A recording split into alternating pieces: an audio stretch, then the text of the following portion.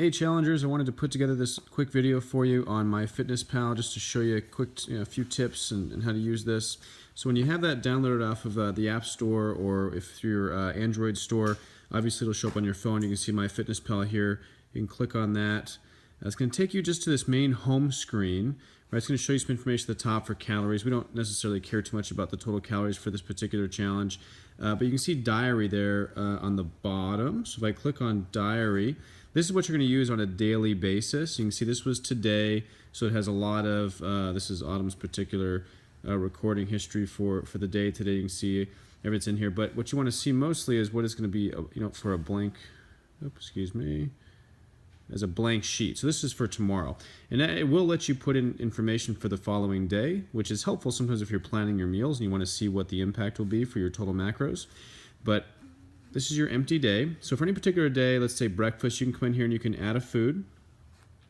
And you can see there's some things in here that we have that we search for often, but you can always start from scratch. Just search for any food, right? And if there's a barcode on the food that you're eating, you can click this little barcode button up here, and it will a scanner will come up and you can scan the food. And I've never not had something come up when it's scanned, so that's really helpful.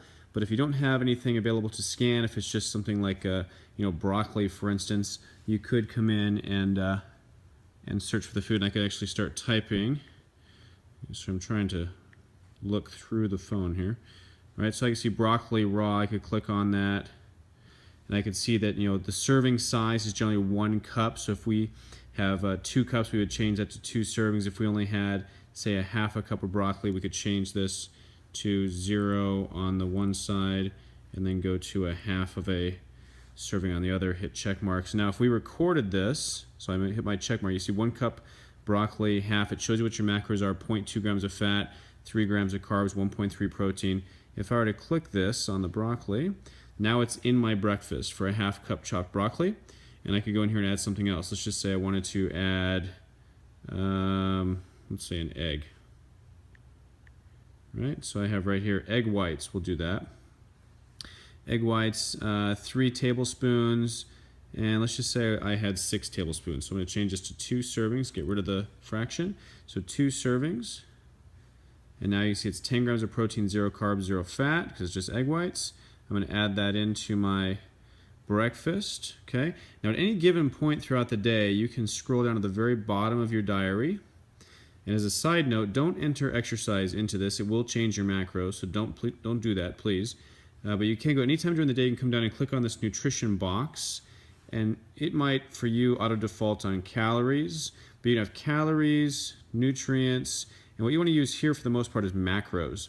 It'll show you your total for any given time. Now, all we recorded was broccoli and some egg whites. So all we have is 3 grams of carbohydrates, 0 grams of fat, and 11 grams of protein.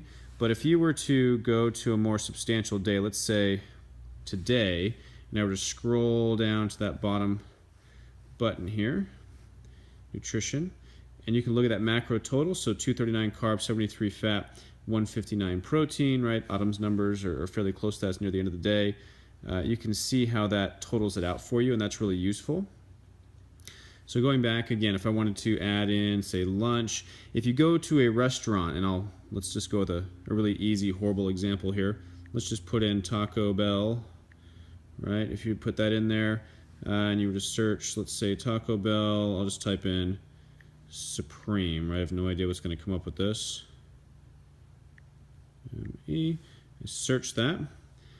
It's going to bring up anything that you would ever find at Taco Bell. These little green check marks here mean that it's been verified by somebody, but I would always still take a look at the macros reported and just make sure they seem correct. Try and double check them against a website if you necessarily have to, but let's just say I put in this Nachos Supreme. So Nachos Supreme has 24 grams of fat, 46 carbs, 13 protein. That's the one thing you're going to find when you eat out, is that the fat's going to be fairly high in most cases. So this would be a pretty big impact item if you were to eat this. So as another side note, eating home, making fresh food always makes things a little bit easier. But you could record this if you needed to, so I could add this in there. And now that adds as my lunch, right? And if I go down to my total for the day, I can see that's been added in. So now I have 49 carb, 24 fat, 24 protein. So you're going to add those things in throughout the day. If you ever go somewhere and, let's say we're to go to a restaurant that's not a big chain and you're not going to find it in here, you're just gonna have to do the best you can by entering in the individual ingredients. So if I were to go to a fresh Mexican grill and get a blackened chicken burrito, I can record a guesstimate of say 4, 5, 6 ounces of chicken, whatever I think's in there, some half cup black beans, 1 large tortilla, ounce of cheese as an example, right? Pico de gallo. You could enter all that stuff in there and just build it as best you can. I mean, whatever you put in is gonna be better than nothing, as long as you make an effort to make it as accurate as possible. So that's what you're going to do every single day. In your first 3 days, you're doing it with whatever you normally eat, right? You're not changing anything, just record as best you can. And then after you get your numbers, you're going to come back in and just do everything possible to make these totals at the end of your day be within 5 grams either way of all of your assigned numbers every day throughout the challenge. If you have any questions at all, of course, you can post them on the Facebook group, and we're always there to help you out. It is challenging to do this at first. It takes practice, but you'll get better and better at it. And if you eat a lot of the same stuff, it is very quick because you'll find those things pretty easily in your search items, and it's very fast. So good luck to you guys, and always reach out with questions. Thanks.